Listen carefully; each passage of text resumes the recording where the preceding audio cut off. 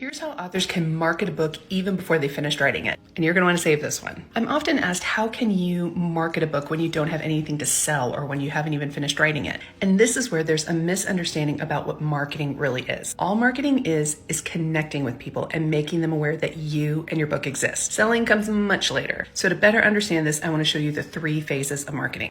So the 3 phases of marketing are the attraction phase, the promotional phase, and the follow-up phase. The attraction phase begins really the minute you start writing up until about 3 to 4 months before your release. So the attraction phase is really where a lot of people will kind of live for quite a while until their book is actually written.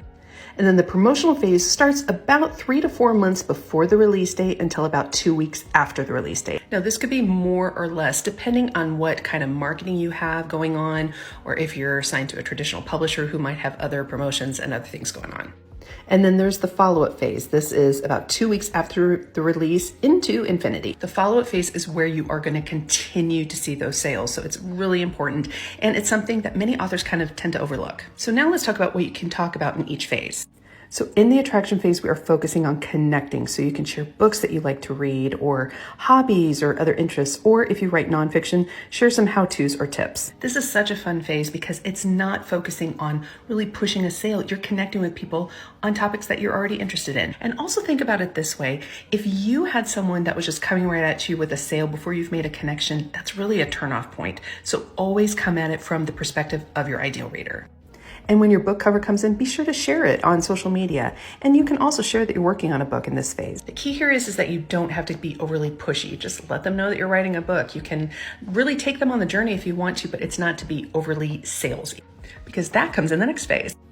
In the promotional phase, share more details, introduce more characters if you are writing fiction. If you're writing nonfiction, how will your book help them? You can also talk about your pre-orders, your promos, and all that other good stuff. This is really where you're promoting, where you're trying to drive sales, where you're driving more attention to your book.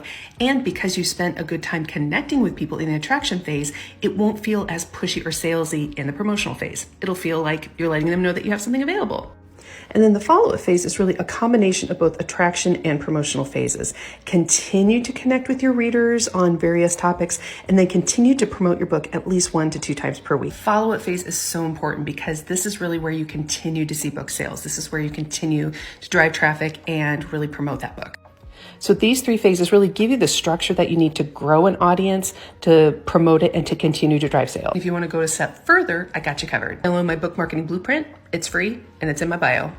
And follow along for more simplified book marketing tips.